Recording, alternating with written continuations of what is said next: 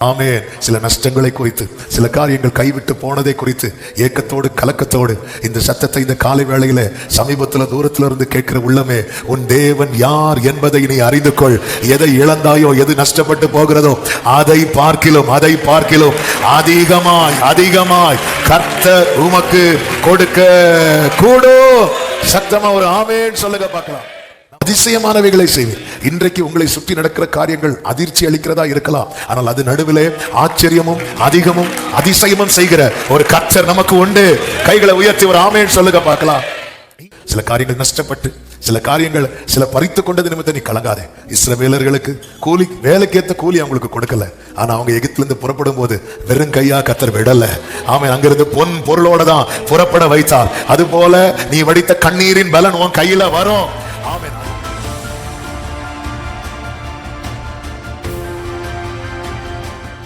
கர்த்தர் நல்லவர். கர்த்தர் உங்களை ஆசீர்வதிப்பாராக. இந்த மாதம் கர்த்தர் ஒரு அருமையான வார்த்தையை கடந்த நாளிலே தந்து பேசினார். அதை தான் நாம் கேட்க போகிறோம். 2 நாளாகம புஸ்தகம் அதனுடைய 25வது அதிகாரம். 2 நாளாகமம் 25வது அதிகாரத்தின் 9வது வசனத்தை வாசிக்கிறேன். கவனியுங்கள். 2 நாளாகமம் 25:9. அதற்கு அமத்சியா, அப்படியானால் நான் இஸ்ரவேலின் சேனைக்கு கொடுத்த 100 தாலந்திற்காக செய்ய வேண்டியது என்ன என்று தேவனுடைய மனுஷனை கேட்டான். அதற்கு தேவனுடைய மனுஷன், அதை பார்க்கிலும் அதிகமாய் கர்த்தர் உமக்கு கொடுக்க கூடும் என்றார். கைகளை உயர்த்தி ஹல்லேலூயா. இந்த மாதம் கர்த்தர் தந்த வார்த்தை இந்த 9வது வசனத்தின் பிற்பகுதி, அதை பார்க்கிலும் அதிகமாய் கர்த்தர் உமக்கு கொடுக்க கூடும். ஆமென். கர்த்தருடைய பரிசுத்த நாமத்திற்கு மகிமை உண்டாவதாக. 100 தாலந்து வெள்ளி நஷ்டமாகிறதே என்று கவலைப்படும் போது அந்த அமத்சியாவுக்கு சொல்லப்பட்ட கர்த்தருடைய வார்த்தை. ஆமென். கடந்த வாரத்தில் வேறொரு வார்த்தையை தான் ஆண்டவர் தியானிக்க வைத்து கொண்டிருந்தார். நான் நினைத்தேன் அந்த வார்த்தை தான் இந்த மாதம் வாக்குத்தத்தமாய் இருக்கும் என்று. ஆனால் திங்கட்கிழமை காலையில பரிசுத்த ஆவியானவர் இந்த வார்த்தையை கொண்டு இடைபட ஆரம்பித்தார். நம் ஆண்டவர் சமயத்துக்கு ஏற்ற வார்த்தையை தருகிறவர். ஆமென். சில நஷ்டங்களை குறித்து, சில காரியங்கள் கைவிட்டு போனதை குறித்து ஏக்கத்தோடு கலக்கத்தோடு இந்த சத்தத்தை இந்த காலை வேளையில சமீபத்தில் தூரத்தில் இருந்து கேட்கிற உள்ளமே, உன் தேவன் யார் என்பதை நீ அறிந்து கொள். எதை இழந்தாயோ, எது நஷ்டப்பட்டு போகிறதோ, அதை பார்க்கிலும் அதிகமாய் அதிகமாய் கர்த்தர் உமக்கு கொடுக்க கூடும். சத்தமா ஒரு ஆமென் சொல்லுங்க பார்க்கலாம்.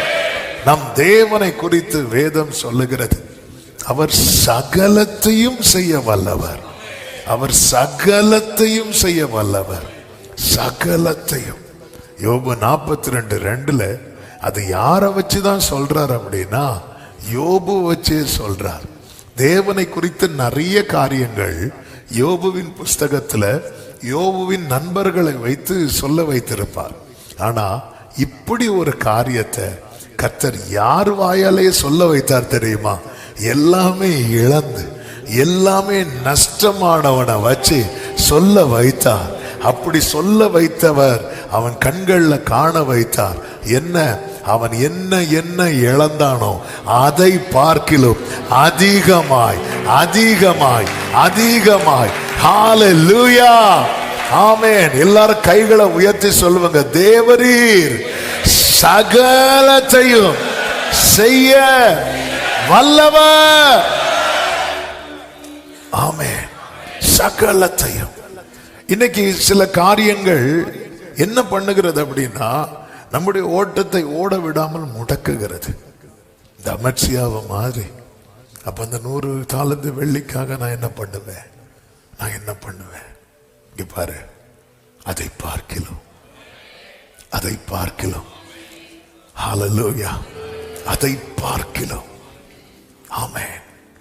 ஹல்லேலூயா. அதை பார்க்கலாம்.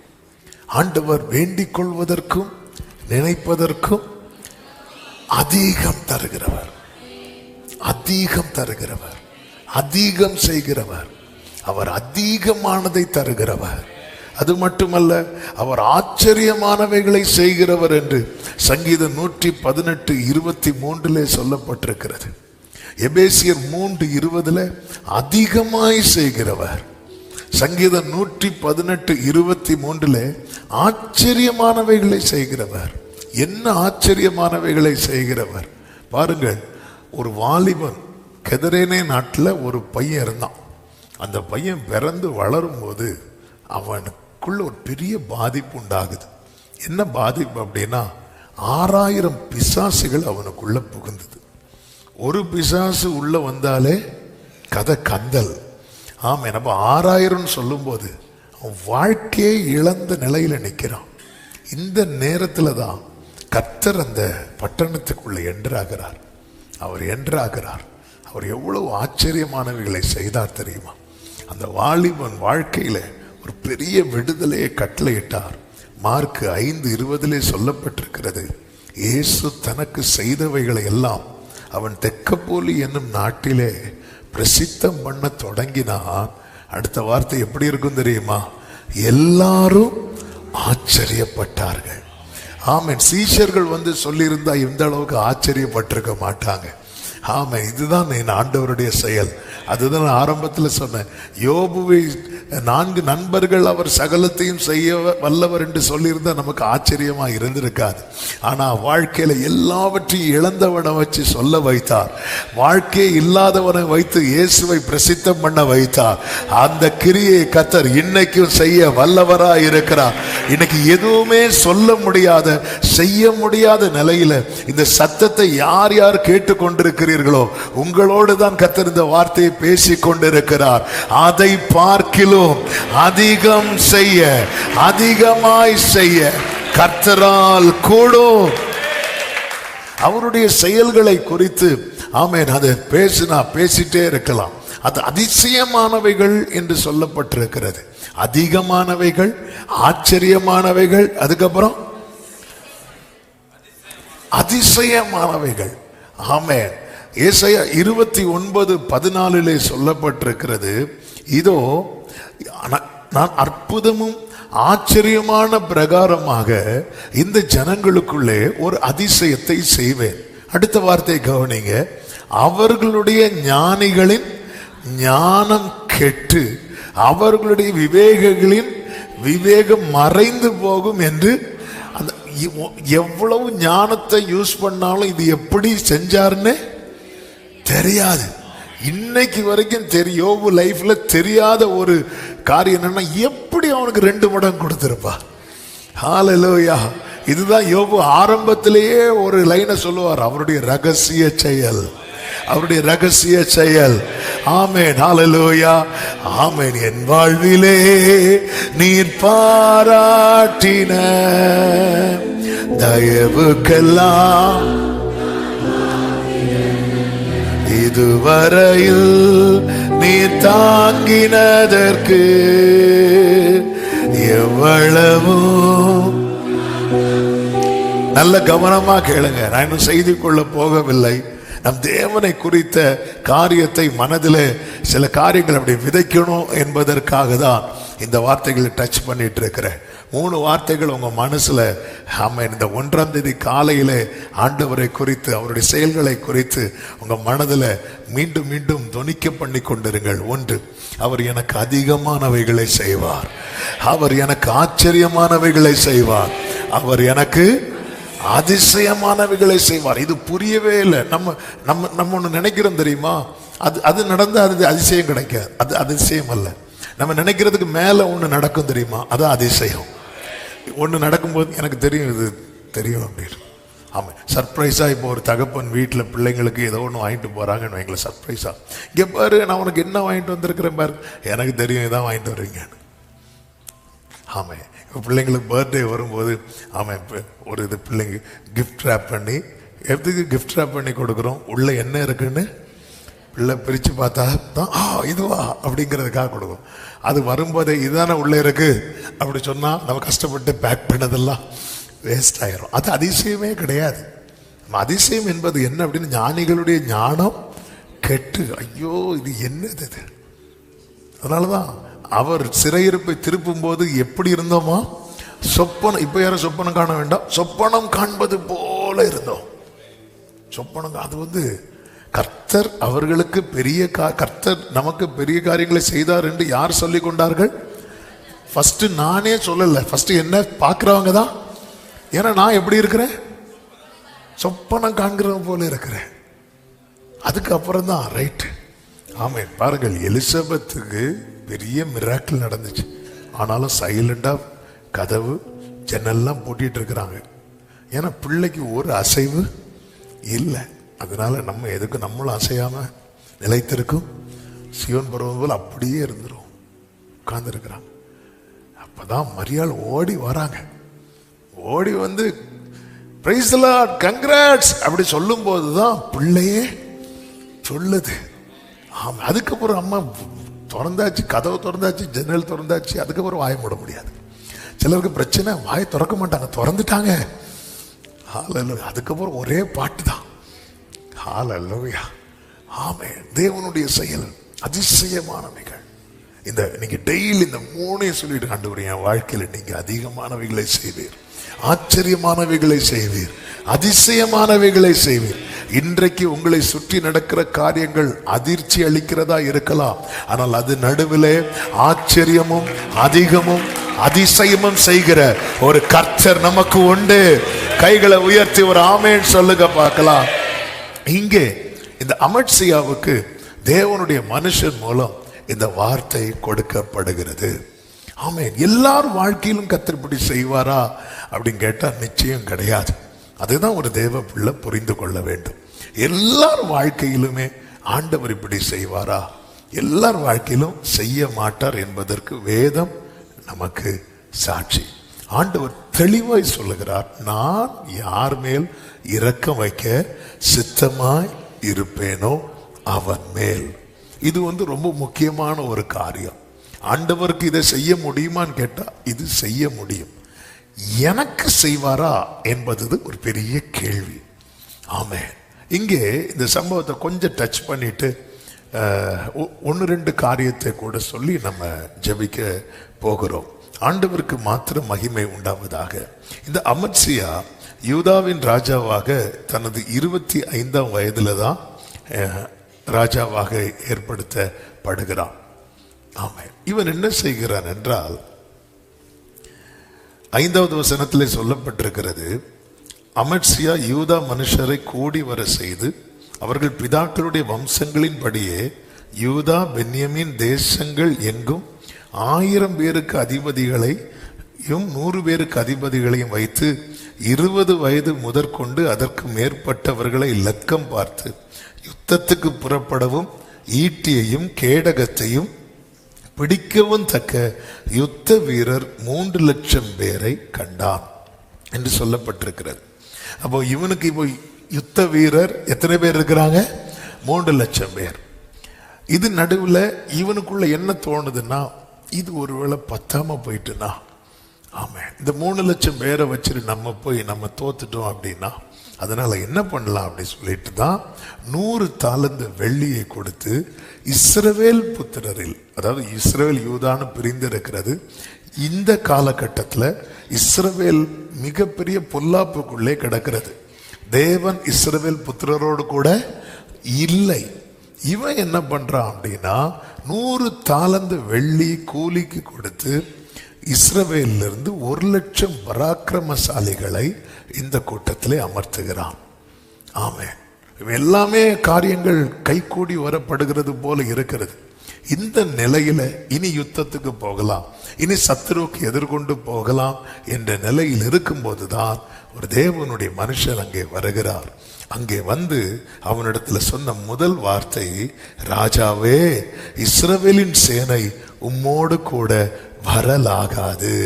காரணம், கர்த்தர் எப்ராஹிமின் சகல புத்திரராகிய இஸ்ரவேலோடும் இருக்கவில்லை என்று ஒரு பெரிய காரியத்தை அங்கே சொல்லுகிறதை பார்க்க முடியும். இந்த அமத்சியா இப்பொழுது என்ன செய்தாகணும் தெரியுமா? அவனுடைய தீர்மானத்தை மாற்றியாக வேண்டும். அவன் ஒரு காரியத்தை திட்டம் பண்ணி அதை செயல்படுத்தலான்னு இருக்கும்போது வார்த்தை வருகிறது, இல்லை இது தப்பு. ஒரு காரியத்தை நான் யோசித்துட்டு இருக்கும்போது என்னால் அதை மாற்ற முடியும். ஆனால் ஒரு காரியத்தை நான் செய்து ஓகேயாகி வைத்த பிறகு அதை மாற்றணுங்கிறது ஒரு ஒரு பெரிய சவாலான காரியம். இந்த காலை வேளையில் ஆவியானவர் தருகிற தெளிவான வார்த்தை, ஆமேன், தேவ திட்டம் இல்லை என்றால் அந்த காரியம், ஆமேன், எல்லாம் முடிகிறது மாதிரி இருந்தாலும் நீ அதை மாற்ற ரெடி ஆயிட்டேன்னா, கர்த்தர் சொல்லுகிற வார்த்தை, நீ இழப்பதை விட, நீ நஷ்டப்படுவதை விட கர்த்தர் உனக்கு அதிகம் செய்ய கூடும். ஆமென், ஹல்லேலூயா, ஆமென். ஒரு காரியம் வாய்க்க வேண்டுமானால், என்னை சுத்தி 1,00,000 பேர் இருக்கிறார்கள் என்பதனால் வாய்க்காது. காரிய சித்தியோ, நீதிமொழிகள் 16:33 எடுக்க வேண்டாம். காரிய சித்தியோ கர்த்தரால் வரும். எந்த ஒரு காரியம் சித்திக்கப்பட வேண்டுமானால், வாய்க்கப்பட வேண்டுமானால், அதுக்கு யாருடைய ஃபேவர் வேணும் தெரியுமா? கர்த்தருடைய ஃபேவர் இல்லாம எல்லாரும் ஒன்னா நின்று ஒரு காரியத்தை செஞ்சாங்க, ஆனா வாய்க்கவே இல்லை. என்ன காரியம் சொல்லுங்க பார்க்கலாம்? பாபேல் கோபுரம். யாராவது எதிர்த்தாங்களா? ஒரு எதிர்ப்பு கிடையாது, ஒரு எதிர்ப்பு கிடையாது. ஊரே ஒன்னா நிக்குது, ஒரே மனதுல. ஆமா, பெந்தேகோஸ்தே நாளுக்கு முன்னாடி பார்த்த ஒரு மனம் எங்க தெரியுமா பார்க்கலாம்? பாபேல் கோபுரத்துல பார்க்கலாம். ஆமா, வேற எந்த நெகேமியா அலங்கம் கட்டும் போது கூட இந்த ஒரு மனம் இல்லை. ஒரு மனம் இருக்கும், கல்லு போடும் போது ஒரு மனம் இருக்கும், பிரதிஷ்டை அன்னைக்கும் ஒரு மனம் இருக்கும். இடையில பல மனங்கள். ஒரு மனம் இருமனமாகும், இருமணம் பல மனமாகும், பல மனம் திருமணமாகாது. அவ்வளவு அது அப்படி போயிட்டே இருக்கும். ஆமே, ஆனா இங்கே பாருங்க, எல்லாரும் ஒன்றாய் நின்று கெட்டினாங்க. ஆனா ஆண்டவருடைய ஃபேவர் இல்லாததுனால அது பாதியிலே விட வேண்டிய ஒரு சூழ்நிலை. எந்த ஒரு காரியமும், யோசேப்பை குறித்து வேதம் சொல்லுகிறது, யோசேப்போடு கூட கர்த்தர் இருந்தார். அவன் யாராக மாறினானா? காரிய சித்தி உள்ளவனாக மாறினான். என்கிட்ட 3,00,000 பேர் தான் இருக்கிறாங்க, இன்னொரு 1,00,000 பராக்கிரமசாலிகள் கூட வந்துட்டாங்கன்னா இனி எந்த யுத்தம் வந்தாலும் பார்த்துக்கலாம் அப்படிங்கிற ஒரு எண்ணம் இப்ப யாருக்குள்ள வந்துட்டு அப்படின்னா, அமத்சியாவுக்குள்ள வந்துட்டு. இந்த நேரத்துல தான் கர்த்தருடைய வார்த்தை அவனுக்கு நேரா வருகிறது. இங்க பாரு, இது வாய்க்காது, இது வாய்க்காது. ஏன் வாய்க்காது? ஆட்கள் குறைவா? ஆட்கள் குறைவில் வாய்க்காதது காரணம் கர்த்தரும் கூட இல்லை. கர்த்தர், அப்ப ஏன் கூட கர்த்தர் இல்லையா? அப்ப நான் என்னதான் பண்ணி ஆகணும்? என்னுடைய தீர்மானத்தை நான் மாற்றி ஆக வேண்டும். சில திட்டங்களை நான் மாற்றி ஆக வேண்டும். இந்த காலை வேளையில நம்மளால சில காரியத்தை ஆண்டவரே, நான் இப்படி பண்ணிட்டேன், இப்படி பிளான் பண்ணிட்டேன், இப்படி நான் யோசித்து வச்சுட்டேன், இங்க இவ்வளவு நான் ஸ்பெண்ட் பண்ணிட்டேன், இங்க இப்படி பண்ணிட்டேன். கர்த்தர் வார்த்தை அதற்கு ஃபேவரா வருதா அல்லது அதற்கு எதிராய் வருகிறதா? நம்ம பிரச்சனை என்ன தெரியுமா? ஃபேவரா வர்றது வர வார்த்தையை வெளிப்படலைன்னு சொல்லிட்டு அமைதியா இருப்போம். ஆமென். ஃபேவரா வர்றது வரைக்கும் நமக்கு யூடியூப் தட்டினா ஒரு 4 வார்த்தையாவது ஃபேவரா வரும். ஆமென். ஆண்டவர் இங்க பாருங்க, இந்த அமத்சியா அப்படி நிக்கிறான். 1,00,000 வெள்ளி, அதாவது 100 தாலந்து வெள்ளியை கொடுத்துட்டான். ஆமா, அது மதிப்பு அது கணக்கிட முடியாத மதிப்பு. 1,00,000 பராக்கிரமசாலிகள். கர்த்தர் கூட இல்லை அப்படின்னு தெரிஞ்சதுக்கு அப்புறம் நம்ம அதே தீர்மானத்தை பிடிச்சிட்டு இருப்போம்னா அதுல உண்டாக போகிறது நஷ்டம் அல்ல, அதுல உண்டாக போகிறது இழப்பு. கர்த்தர் கூட இருக்கிறாரா? மோசே ஒரு வேர்டு சொல்லுவார் தெரியுமா? நீர் எங்களோடு கூட வராமல் இருந்தால் எங்களை இவ்விடத்திலிருந்து கொண்டு போகாதிரும். இஸ்ரவேலர்கள் எல்லாரும் பாருங்க, ஆமென், ஒரு மலையில் ஏற துணிவாங்க. நாங்கள் பாவம் பண்ணிட்டோம், நாங்கள் திருப்பி போய் தான் ஆகணும் அப்படின்னு சொல்லிட்டு இஸ்ரவேலரெல்லாம் துணியும் போது என்னாகும் 14வது அதிகாரம் அதனுடைய 40 முதல் நீங்க பார்த்தீங்கன்னா தெரியும். இஸ்ரவேலர் எல்லாரும் கர்த்தர் வாக்குத்தத்தம் பண்ணின இடத்துக்கு நாங்கள் போவோம் என்று சொல்லி மலையின் உச்சியில் ஏற துணிந்தார்கள். உடனே மோசே சொல்லுவார், நீங்க கர்த்தருடைய கட்டளை மீறுகிறது என்ன? அது உங்களுக்கு வாய்க்காது. ஏன் வாய்க்காது? 42 கர்த்தர் உங்கள் நடுவில் ஈரார். இந்த இஸ்ரவேலர்கள் ரட்சிக்கப்பட்டவங்க, ஞானஸ்நானம் எடுத்தவங்க, கண்மலையின் தண்ணீரை குடித்தவங்க, மேகத்துக்கு கீழே இருந்தவங்க, மன்னாவை சாப்பிட்டவங்க. ஆமா, இவங்க தகுதியை இப்படி அடிக்கிட்டே போகலாம். என்னதான் நம்ம கிட்ட தகுதி இருந்தாலும் கர்த்தர் கூட இருந்தா மட்டும்தான் அந்த காரியம் வாய்க்கும். கர்த்தர் கூட இல்லைன்னா உங்களை சுத்தி எத்தனை பேர் இருந்தாலும் சரி அந்த காரியம் என்ன செய்யாது? வாய்க்காது. இதை ஒரு தேவ புள்ள புரிந்து கொள்ள வேண்டும். இல்ல நான் இப்படி பண்ணிட்டேன் அதனால இதை செஞ்சுதான் செய்வோம், ஆனா வாய்க்கணுமே. ஒரு காரியம் வாய்க்கணும்னா கர்த்தர் வீட்டை கட்டாராகில் அதை கட்டுகிறவர்களின் பிரயாசம் விருதா. ஆமே, இங்க பாருங்க, இந்த அமர்சியா இப்போ தீர்மானத்தை திட்டத்தை மாற்றி அமைக்க வேண்டிய ஒரு நிர்பந்தமான நிலைக்குள்ளே வருகிறான். ஆமே, இங்கே சொல்லப்படுகிறது 8வது வசனம் 2:25-8 போக மனதானால் நீர் போம் காரியத்தை நடத்தும். ஆனா ஃபர்ஸ்டே சொல்லியாச்சு, காரியம் என்ன செய்யாது? வாய்க்காது. உனக்கு அதையும் தாண்டி போகணும்னா நீ போ, காரியத்தை நடத்தும், யுத்தத்துக்கு திடன் கொண்டு நெல்லும், தேவன் உம்மை சத்துருவுக்கு முன்பாக விழப்பண்ணுவார். சொல்லிட்டு அடுத்த வார்த்தை பாருங்கள், ஒத்தாசை செய்யவும் விழப்பண்ணவும் தேவனாலே கூடும் அப்படிங்கிறார். என்ன அதுன்னு அர்த்தம்? தேவன் உனக்கு ஒத்தாசை பண்ணணும்னு நினைச்சிட்டாருன்னா உன்கிட்ட இருக்கிற கொஞ்சமே போதும். ஹல்லேலூயா. நான் சொல்றது எத்தனை பேருக்கு புரிகிறதுன்னு தெரியல. தேவன் உங்களுக்கு ஒத்தாசை பண்ணணும்னு நினைச்சிட்டாருன்னா தாவீதே உன் கையில இருக்கிற கவனே போதும், உன் கையில இருக்கிற கல்லே போதும். ஹல்லேலூயா. ஆமே. இன்னைக்கு என்ன பிரச்சனை? என்கிட்ட கவன் இருக்கு, கோலியாத்து கையில பட்டயம் இருக்கு. தேவன் உனக்கு ஒத்தாசை பண்ணணும்னு நினைச்சிட்டாருன்னா ஹல்லேலூயா. ஒத்தாசை அனுப்பும் பர்வதமே, ஒத்தாசை அனுப்பும் பர்வதமே, கண்ணோக்கி பாரும் தேவா, இயேசு தேவா, கண்ணோக்கி பார். ஆண்டவர் ஒத்தாசை பண்ண நினைச்சிட்டார்னா மோசே இந்த திக்குவாயே போதும். ஹல்லேலூயா, ஹல்லேலூயா. ஆண்டவர் ஒத்தாசை பண்ணணும்னு நினைச்சிட்டார். அதனாலதான் சங்கீதக்காரன், அதாவது யுத்தத்துக்கு போகும்போது ஒவ்வொரு காரியத்துக்குன்னு பாடுகிற சங்கீதங்கள் உண்டு. அதுலதான் யுத்தத்துக்கு போகும்போது பாடுகிற சங்கீதம் தான் 20. அதுல என்ன பாடுவாங்கன்னா, சிலர் ரதங்களை குறித்தும் சிலர் குதிரைகளை குறித்தும் மேன்மை பாராட்டுவார்கள்.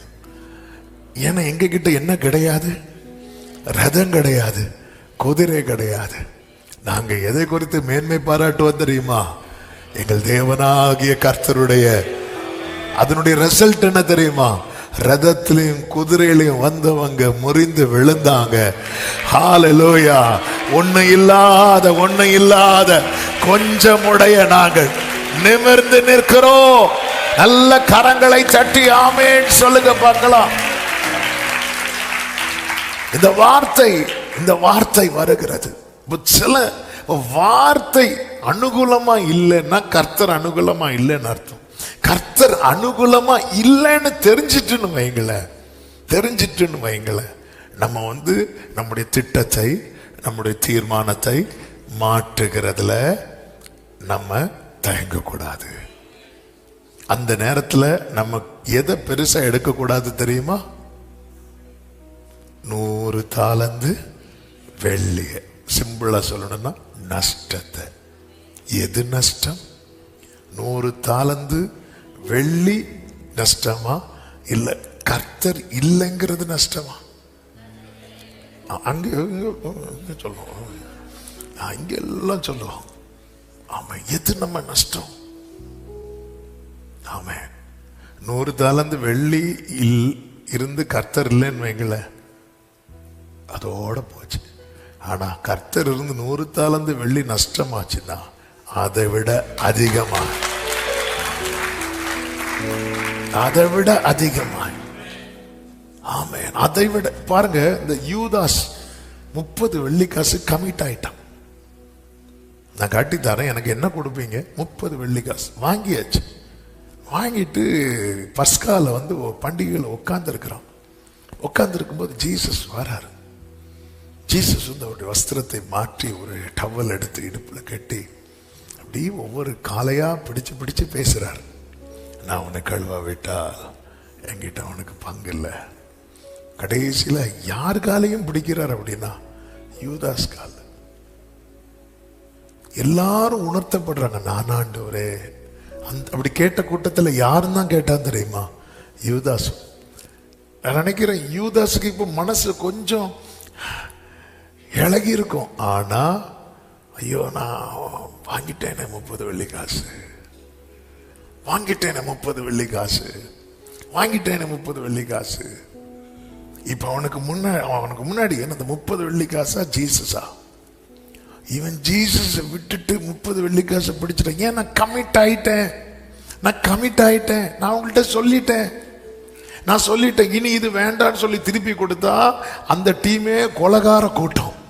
இப்ப நான் வேண்டான்னு சொல்லிட்டு திரும்பி கொடுத்தா நாளைக்கு எனக்கு எப்படி வேணாலும் பிரச்சனை வரலாம். இப்படி யோசித்து கடைசியில் எதை விட்டான் தெரியுமா? ஜீசஸை விட்டான். இன்னைக்கு நிறைய பேருக்கு தெரியுது. ஆனா ஐயோ 30 வெள்ளி காசு போயிருமே, ஐயோ இவங்க நம்மளை என்ன நினைப்பாங்க, அவங்க நம்மளை என்ன நினைப்பாங்க, இங்க நம்ம இப்படி சொல்லிட்டோமே, இவங்கள்ட்ட நம்ம இப்படி பேசிட்டோமே, இப்படி எல்லாரையும் ஒருத்தன் திருப்திப்படுத்தணும்னு பார்த்து கடைசியில் அவன் யாரை இழப்பான் தெரியுமா? ஜீசஸை இழக்கிறான். ஜீசஸ என்னைக்கு எப்ப யூதாஸ் இழந்தானோ, இந்த 30 வெள்ளி காசு அவனுக்கு கை கொடுக்கல. அவன் கூடவே நேத்து நைட்டு வர கூடவே இருந்தவங்க இங்க பாரு, அது நீயாச்சு உன் பாடாச்சுன்னு சொல்லிட்டு போயிட்டாங்க. குற்றமில்லாத ரத்தத்தை காட்டி கொடுத்துட்டேன்னு சொல்லும்போது அது நீயாச்சு உன் பாடாச்சு, கிளம்பு, அவ்வளவுதான்.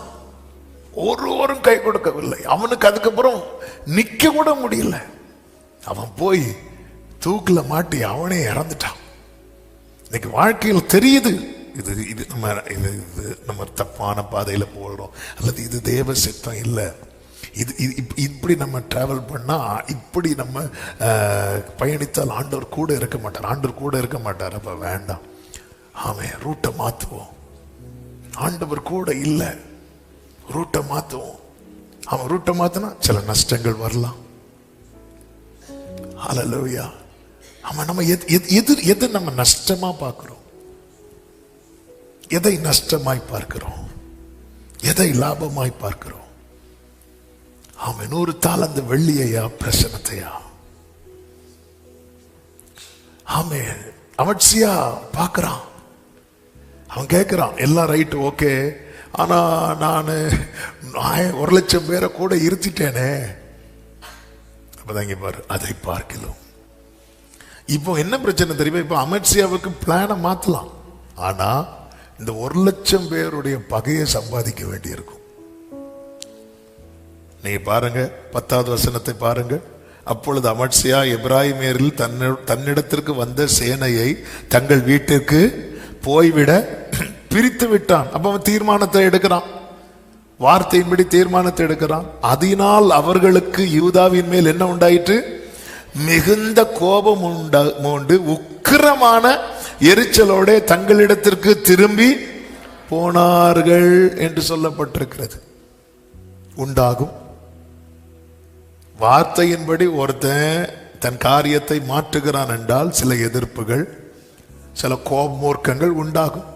யூதாசே, நீ இல்ல நான் காட்டி கொடுக்க மாட்டேன்னு சொல்லிட்டு ஃபர்ஸ்டே அந்த 30 வெள்ளி காசை எரிஞ்சிருந்தேன்னா ஒருவேளை உடனே அவரோடு கூட சேர்ந்து என்ன பண்ணிருக்கலாம்? அரைஞ்சிருக்கலாம், ஏதோ பண்ணிட்டு. சில எதிர்ப்புகள் உண்டாகும். நம்ம அந்தந்த சின்ன சின்ன சில சில காரியங்கள் நடந்துடக்கூடாது என்பதுக்காக கொஞ்சம் அப்படி விட்டு கொடுத்து அட்ஜஸ்ட் பண்ணி பெரிய இழப்பு. ஒரு தேவ பிள்ளைக்கு உண்டாகிற மிகப்பெரிய இழப்பு என்ன தெரியுமா? பிரசனம் இல்லாத நிலை. ஆமே. எனக்கு கேட்கிற அன்பு சகோதரா சகோதரி, இந்த வார்த்தை அப்படியே உங்க இருதயத்தில் பதித்து வார்த்தைக்கு முன்பாக உங்களை தாழ்த்துங்கள். சில காரியங்கள் நஷ்டப்பட்டு, சில காரியங்கள் சில பறித்து கொண்டது நிமித்தம் நீ கலங்காதே. இஸ்ரவேலர்களுக்கு கூலி, வேலைக்கேற்ற கூலி அவங்களுக்கு கொடுக்கல. ஆனா அவங்க எகிப்திலிருந்து புறப்படும் போது வெறும் கையா கர்த்தர் விடல. ஆமென். அங்கிருந்து பொன் பொருளோட தான் புறப்பட வைத்தார். அது போல நீ வடித்த கண்ணீரின் பலன் உன் கையில வரும். ஆமென். அதே நேரத்தில் அதை நீ அடைவதற்காக தேவனை இழந்துராத. ஆமென். தேவனை இழந்துராத. யூதாஸ் மாதிரி யூதாஸ் பார்க்கிறான். அவன் நினைச்சிருப்பான், நான் அந்த 30 வெள்ளிக்காசு வாங்காம இருந்திருந்தா. ஆமென். யூதாசை இப்போ ஒன்றும் கெட்டு போகல. நீ அந்த 30 வெள்ளிக்காசை இப்பவே பந்தியிலேருந்து எழும்பி போகும்போதே நீ என்ன பண்ணியிருக்கணும்? 30 வெள்ளிக்காசை வேண்டாம், நான் அவனை காட்டித்தர மாட்டேன், தூக்கி போட்டுருவோம். அதனால 4 பேர் ஒன்று முறைப்பான், 4 பேர் ஒன்று பகைப்ப. பரவாயில்ல யூதாசே, வந்துரு வந்துரு. அடுத்த சில நாட்களில் நடந்தது என்ன தெரியுமா? இவன் 30 வெள்ளிக்காசை ரொம்ப பெருசா பார்த்து வைத்தான் அல்லவா? சில நாட்களில் நடந்தது என்ன தெரியுமா? அப்போஸ்தலர்கள் பாதத்துல ஒவ்வொருத்தரா கொண்டு போய் தங்க பணம், தங்க பத்திரம் எல்லாத்தையும் வித்து கொண்டு வந்து பணத்தை எங்க கொண்டு வச்சாங்க தெரியுமா? அப்போஸ்தலர் காலில் வைக்கிறாங்க. யூதாசே, இன்னைக்கு நீ வந்து எதை பெருசா தூக்கி வைக்கிறியோ, நாளைக்கு அதுவும் காலில் இருக்கிற அளவுக்கு உனக்கு ஒரு மேன்மையை கர்த்தர் வைத்திருக்கிறா. நீ அதை இழந்துட்டியே யூதாசே, அதெல்லாம் இழந்துட்ட. 30 வெள்ளிக்காசு போயிடக்கூடாது.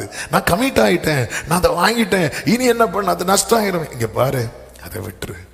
ஆமாம், அது நஷ்டம் ஆயிரும் சொல்லி. இப்போ உனக்கு நஷ்டம் இல்லை, இப்போ நீயே இழந்துட்டியே, ஒன்னே இழந்து விட்டாயே. ஆமென். ஆவியானவர் இன்னைக்கு காலையில் அநேகரோடு திட்டவும் தெளிவுமாய் பேசி உணர்த்துகிறதையும் எச்சரிக்கிறதையும், நான் உன் கூட இருக்கிறேன்ல, ஏன் எல்லாம் போச்சின்னு ஃபீல் பண்ற, நான் உனக்கு எல்லாம் அதை பார்க்கிலும் அதிகம் தருவேன் என்று கர்த்தர் உரைக்கிறதையும் என் ஆவியில உணர்ந்து பேசி கொண்டு இருக்கிற. கண்களை மூடி தேவ சமூகத்தில் தாழ்த்தி, ஆண்டவரே, ஆண்டவரே, உம்மை இழந்து போகிற எந்த காரியத்தையும் நான் செயல்படுத்தாதபடிக்கு என்னை காத்துக்கொள்ளும். நாம் நினைப்பதற்கும் வேண்டுவதற்கும் மேலாய் மேலாய் நன்மை செய்வா. நான் வெட்கப்பட்ட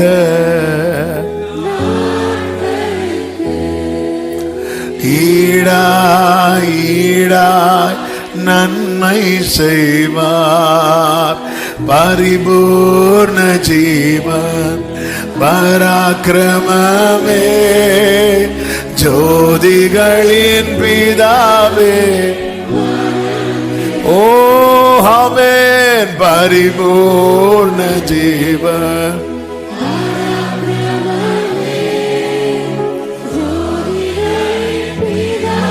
ரெண்டு நிமிஷம் உங்க வலது கரத்தை உயர்த்தி உங்க இடது கரத்தை இருதயத்தில் வைத்து ஒரே ஒரு வார்த்தை, ஆண்டவரே, உடைய பிரசன்னத்தை இழந்து போகிற எந்த தீர்மானத்தையும் நான் எடுத்துடக்கூடாதப்பா. உடைய பிரசன்னத்தை இழந்து போகிற அப்படி ஒரு தீர்மானத்தை நான் எடுத்திருப்பேனே, ஆனால் அதை அமர்சியாவை போல ஆண்டவர் அந்த திட்டத்தை மாற்ற, அந்த தீர்மானத்தை மாற்ற எனக்கு கிருபை தாங்கப்பா. அப்பா, 100 தாலந்து வெள்ளிக்காக ஆண்டவர் உங்களை விடலப்பா, அந்த அமர்சியா விடலப்பா. ஆனா யூதாஸ் 30 வெள்ளிக்காசுக்காக உங்களை விட்டுட்டாப்பா. ஒரு யூதாஸின் நிலைமை எங்களுக்கு வேண்டாம் ஆண்டவரே. ஐயோ, இது நஷ்டமாயிருமே, இப்படி பேசிட்டேன், அவங்க என்ன பகைச்சிருவாங்களே, இவங்க இப்படி நான் பார்த்து உங்களை இழந்தது போதும்பா, உங்களை இழந்தது போதும்பா. என் லைஃப்ல இனி நீங்க இல்லாம எதுவுமே இருக்க கூடாது ஆண்டவரே. ஆளுகை செய்வீராக, ஆளுகை செய்வீராக.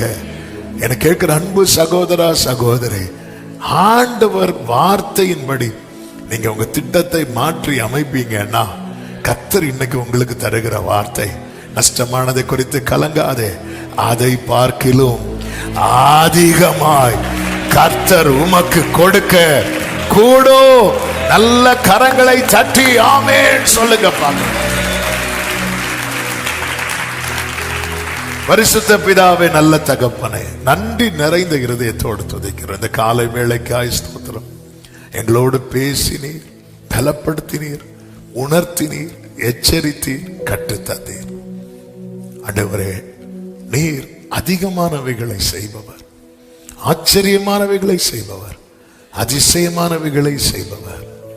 ஆண்டவரே அப்பா, நாங்கள் போடுகிற திட்டங்கள், எடுக்கிற தீர்மானங்கள், ஆண்டவரே உம்முடைய பிரசனம், உங்க சமூகம் எங்களோடு வருவதற்கு தடையா இருக்குமானால் அதை மாற்ற எங்களுக்கு கிருபை தாரும்.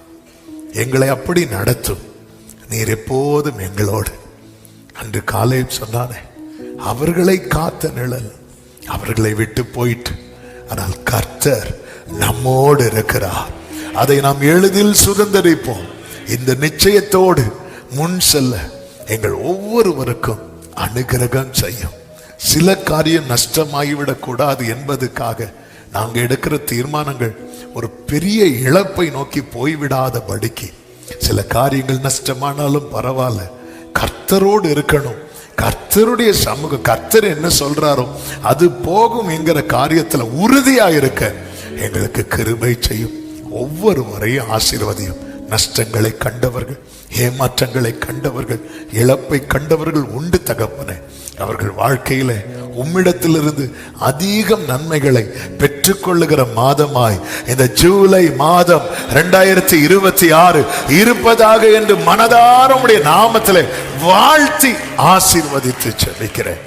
ஆசீர்வதியும், ஒவ்வொருவரையும் பாதுகாத்தரலும். இந்த மாதம் முழுவதும் உங்க கிருபை தாங்கட்டும். ஊழியங்களை ஆசீர்வதியும், மேன்மைப்படுத்துவீராக. ஒவ்வொருடைய கையின் கிரியைகளை கர்த்தர் ஆசீர்வதிங்க. பிள்ளைகளுடைய படிப்பை ஆசீர்வதியும். காத்திருக்கிறவர்களுக்கான வாசல்கள் திறக்கப்படட்டும்.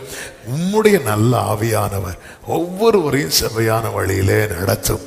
பலவீனருக்கு நல்ல விடுதலை கொடுப்பீராக. தேசங்களில் யுத்தங்கள் நிறுத்தப்படுவதாக. ஜனங்களுடைய வாழ்வாதாரம் இயல்பு நிலைக்கு திரும்பட்டும். போக்கில் மரத்திலும் ஒவ்வொருவரையும் பாதுகாத்து கர்த்தர் ஆசீர்வதித்து மேன்மைப்படுத்தும். ஆண்டவரே, உடைய வார்த்தைகள் அதிகம் வெளிப்படுகிற, இடைபடுகிற மாதமாய் இருக்கட்டும். அர்ப்பணிக்கிறோம். எல்லா கன மகிமை துதி ஸ்தோத்திரங்கள் ஒருவருக்கே செலுத்துகிறோம். இரட்சகர் இயேசுவின் நாமத்தில் பிதாவே, ஆமென். சேர்ந்து சத்தமாய் சொல்லுவோம். என் ஆத்துமாவே கர்த்தரை ஸ்தோத்திரி, முழு உளமே அவருடைய பரிசுநாமத்தை ஸ்தோத்திரி. என் ஆத்துமாவே கர்த்தரை ஸ்தோத்திரி, கர்த்தர் செய்த சகல உபகாரங்களை மறவாதே.